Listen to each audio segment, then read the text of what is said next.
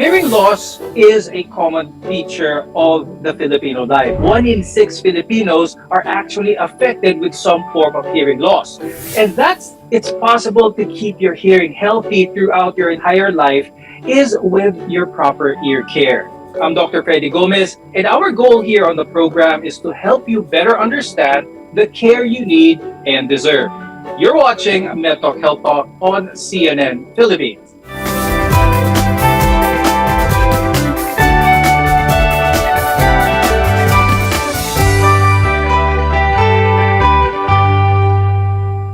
According to the World Health Organization, 1 in 6 Filipinos are affected by hearing loss. 1 in 4 people in the world are affected with hearing loss as well. And our guests today will share with us more about this topic. Let's welcome Dr. Franco Louis Abes, who is an ear and dizziness specialist and the section head of pathology at the Manila Doctors Hospital, as well as the Makati Medical Center. Joining us as well is Maria Isabella Lacson. She's a clinical audiologist from the Medical City. Doc Paco, how does our brain interpret sound, or what is the normal way in which people are able to hear? We hear because there are molecules that vibrate. Thing is, when we speak, there's vibration, which we then transmit to the air, and then the air molecules then vibrate.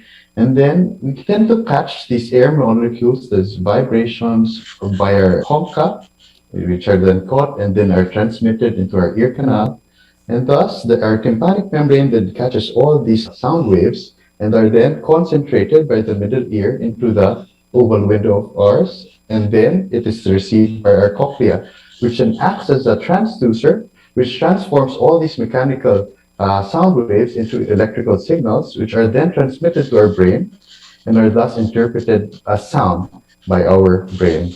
Now, for a lot of people who might not be aware, how is dizziness associated with that of hearing?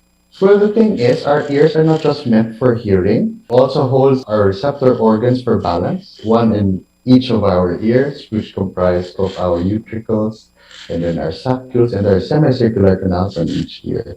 These are then receptor organs, which then transmit signals to our brain, depicting positions in space. And then they are housed in the same organ, which is the inner ear, which is also responsible for hearing. Let's talk about hearing loss. And I'd like to ask Micah, when it comes to hearing loss, a common question ng maraming tao might have is, what type of hearing loss do I have? Paano natin malalaman, Micah, ano ba yung mga klase ng hearing loss na pwedeng mangyari sa isang tao?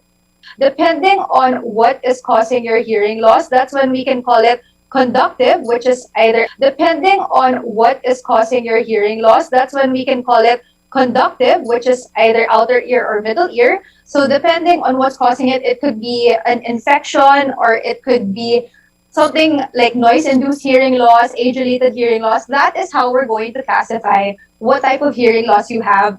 And what a good basis for that is if you actually go to what we call an audiometry test. Dr. Paco, what are the more common causes ng Filipinos when it comes to hearing loss? So on a day-to-day basis, I mostly see these patients in my clinic.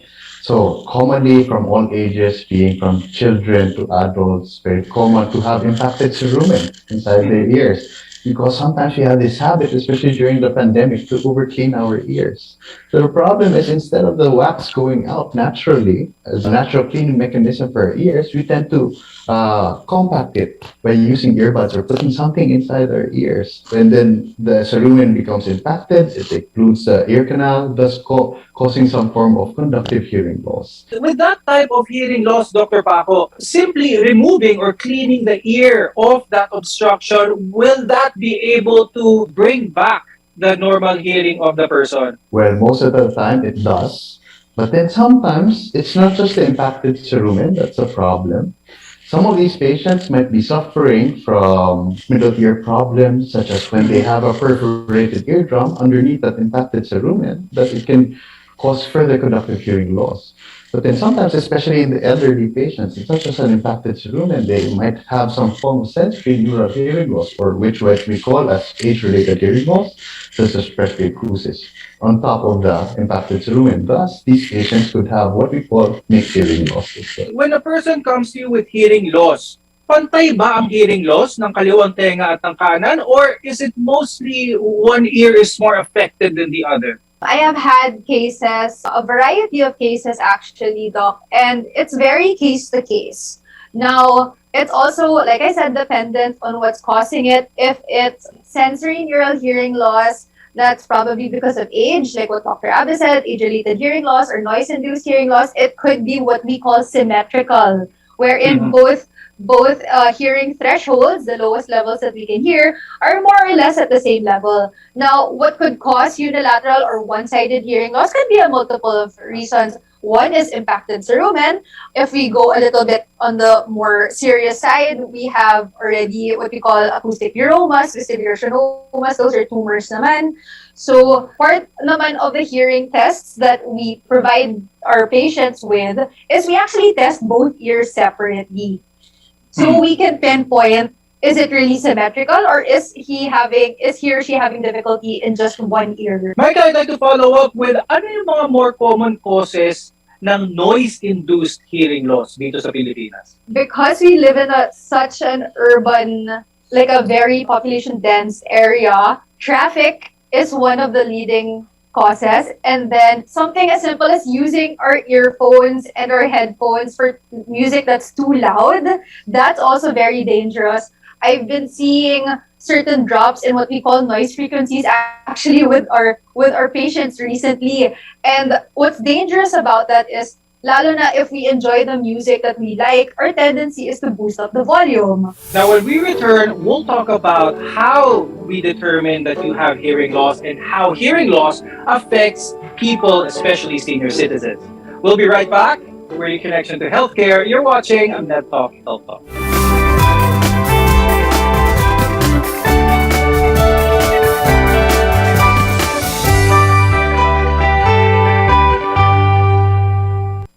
SMC, San Miguel Corporation. Bisag unsang industriya ang sudlan niini, tinguha sa SMC ang pag-uswag o paglambo sa mga Pilipino. Karon, gikan sa SMC, aniya na ang SMC Davao Cement. SMC Davao Cement. Gama sa Davao, para sa Mindanao. SMC Davao Cement. Ato ni Bay.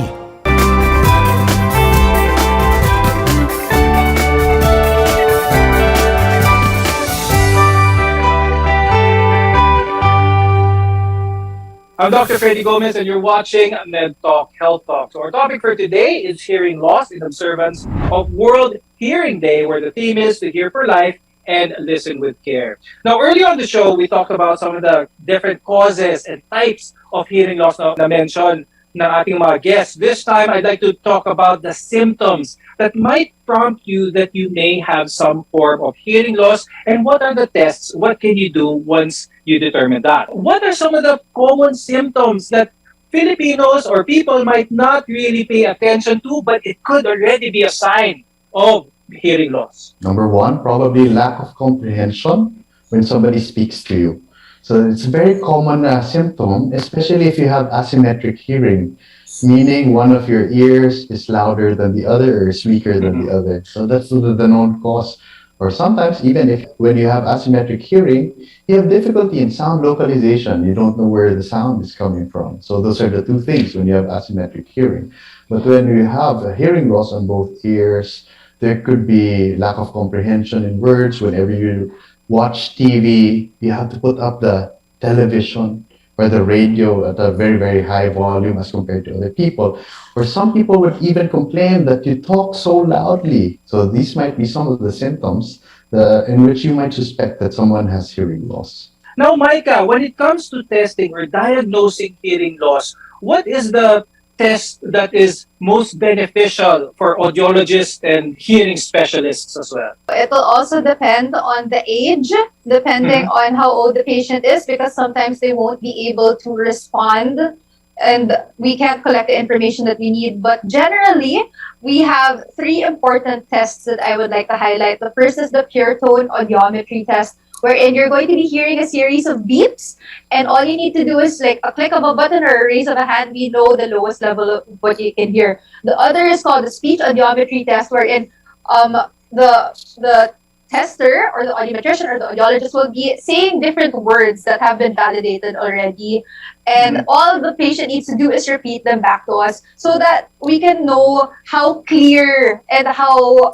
well they can identify and discriminate all these words that are coming in. The third test that I would also like to highlight is what we call the tympanometry test, which tests the middle ear and with relation to pressure, which is a very quick test, and the patient just basically needs to sit there, and then it's a probably like a 5 to 10 second test per ear just to rule out anything with regards to the middle ear. Dr. Paco, kapag ang isang tao ay na-diagnose ng may hearing loss, is this going to be permanent? Kapag na-diagnose kayo ng hearing loss, there's always hope for you to have hearing. That's the main point.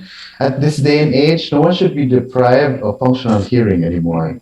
Be it you were born deaf or you eventually lost your hearing, there's some way that we can regain your hearing somehow. It only depends on the cause mainly. Now, Micah, when it comes to testing for hearing loss and someone is determined to indeed na mahina na yung pandinig, whether it be one ear or both ears, what are some of the treatment modalities? What are some of the things that could be done? Let's say, for example, noise-induced ang hearing loss niya or age-related hearing loss. What are some of the treatment modalities available for Filipinos right now? So depending on what we get from your audiogram, which is basically how we'll know the grade of your hearing, then that's when we start recommending amplification devices. Of course, should the patient want amplification. Now, I always inform my patients that, hearing loss is actually more obvious than a hearing aid nowadays. Hearing aids are very, very small. And, well, if to get technical about it, if you have what we call a moderate hearing loss going all the way to profound, then we can start talking about amplification. Specifically, let's talk about hearing aids, Micah, because hearing aids, especially now, is an investment for a lot of people. Are hearing aids covered by insurance? From what I know, because it's an actual device, like it's an actual technological device, it may not be covered, no. But Okay. I would like to say that it's very important and it's an investment because hearing aids are not just as simple as putting on earphones and you can just hear better. It's a high-end piece of equipment that can help amplify sounds coming from your environment to help you hear better. So, which is why I also want to take my time to say that if you don't know your hearing grade, I highly don't recommend buying those over-the-counter hearing aids like online because you have a different hearing grade per person, just like your eyes. Micah, when it comes to that also, there's a stigma, unfortunately, when it comes to hearing aids. People don't like how it looks. It makes them feel insecure, awkward for that matter. Is that still the case with the current crop of hearing aids nowadays? Or are there devices that fit the lifestyle of the person wearing them? Personally, I've noticed the stigma has gone down. Not only that, the hearing aids, well, of course, depending on the severity of your hearing loss, has gotten smaller. So if, let's say, you're in the moderate to severe range, you haven't reached the profound range, you can wear something as small as this. And the wire is very, very small to the point that if you place this in your ear, you wouldn't even notice it. Now, Dr. Paco, since we're still on the topic of age-related hearing loss, can you give some benefits of those senior citizens with presbycusis, with a certain stage of hearing loss already? What benefits will they have if they address that hearing loss? So the thing is with hearing, that's how we primarily communicate. We need our ears to communicate with people because we are generally a speaking community. In society, we speak a lot. That's how we communicate with people, interact with people. So that's our primary mode of communication. That's why it's very important to hear and to speak. So the thing is, when our hearing declines as we age, sometimes we become more socially recluse. We're ashamed of how our hearing is. So, but then unfortunately, unlike in children, where hearing aids are sometimes reimbursed by our PhilHealth system through the Z package for children, which was implemented recently. Unfortunately, among elderly adults, it's not that we don't have that kind of reimbursements yet. So the thing is, if you use hearing aids among people who are hard of hearing or have some form of hearing loss, then if they regain their hearing, then they can be more confident and then they can reintegrate themselves into society. After the break, we'll be talking about several other topics of preventing hearing loss as well as some nutritional factors for that. You're watching Med Talk Health Talk. We'll be right back.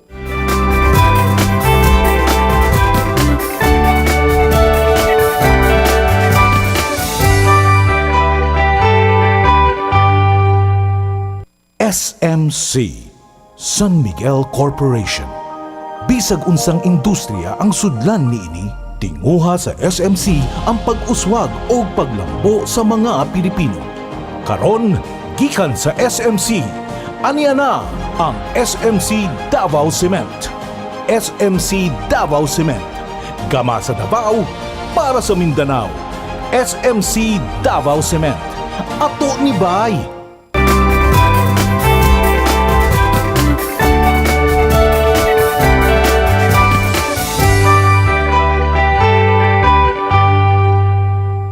No matter how old you are, there are some things that you can do to help stop loud noises from damaging your ears permanently. I'm Dr. Freddy Gomez, and you're watching Med Talk Health Talk, where your care always comes first.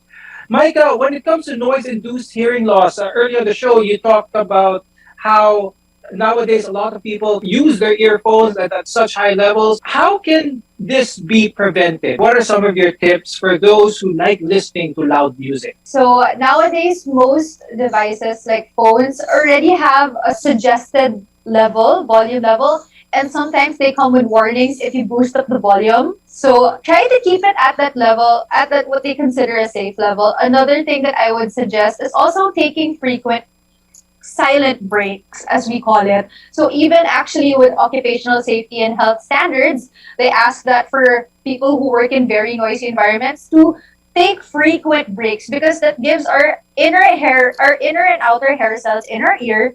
And also, if you can turn off any unnecessary background noise, especially if you're working or you're studying and then your TV is just on and you're not paying attention to it, then give your ears time to rest na din. Now, Dr. Paco, does age-related hearing loss have any association or have any relation with a history of exposure to loud sound? Well, the thing is, age-related hearing loss and noise-induced hearing loss are a little bit different. So when you have age-related hearing loss, there is a drop in the highest frequencies that we test at around 8 kilohertz. But when you have noise-induced hearing loss, it is a dip at around 4 kilohertz, an octave below. So that's a diagnostic test. So that's a technical criteria when you have that. But can noise-induced hearing loss lead to presbycusis? Well, it could be if you have the predisposition to having this. And it could be worse if you have noise-induced hearing loss by itself. Micah, do you have any tips or advice for the viewers, especially when it comes to hearing loss? If you already are asking all these questions, like, can you please repeat what you said? Nagaha ka na all the time. Please see consult with an ENT and an audiologist, get a hearing test done. At least for peace of mind to know what your grade is. And for those with babies, please look into, it's actually a law, RA 9709. We have a universal newborn hearing screening program, which what Doc Paco said, the vision is no one should be deprived of hearing. So we actually follow this, and this is a law wherein we screen babies, and if we find any hearing loss, we properly diagnose them, and then we start an intervention or rehabilitation program. This is very important. So at least from the beginning, we can start helping these babies hear better. And Dr. Paco, do you have any final words, especially with us observing World Hearing Day? Yeah, of course. I want everybody to hear so we can communicate adequately in our hearing society. Because the thing is, the primary mode of communication of human beings is still through speech. And we only get to perceive speech we can hear adequately. And as we mentioned earlier, at this day and age, no one should be deprived of functional hearing anymore. Thank you very much. This discussion was indeed very helpful. Thank you to hearing and dizziness specialist Dr. Franco Louis Abes and clinical audiologist Maria Isabella Lacson. Maraming salamat sa inyo. Now, when you start losing your hearing, you may worry that your ability to communicate with everyone goes away as well. But this is only true if you don't seek help. If you think you have signs of hearing loss, please make sure to visit your doctor. We want to be your partner for a lifetime of good health. I'm Dr. Freddy Gomez, and this has been MedTalk Health Talk on CNN Philippines.